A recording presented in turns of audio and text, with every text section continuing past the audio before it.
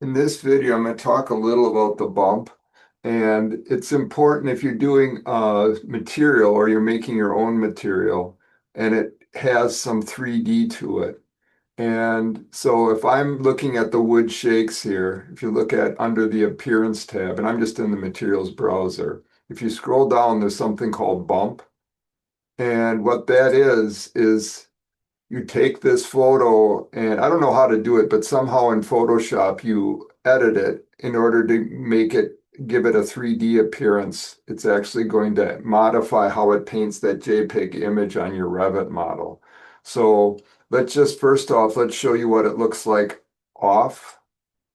So now keep an eye on Enscape in the shakes up here. So I'm going to hit apply, turning the bump off, and you see it kind of gets flatter looking because it's just taking that JPEG and painting it on there.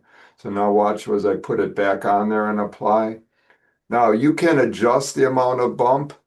So for example, let's just take it up to 200 and apply.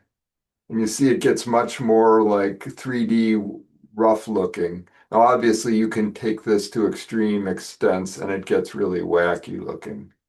Yeah. So obviously we would never do that. So let's take this back down to 100.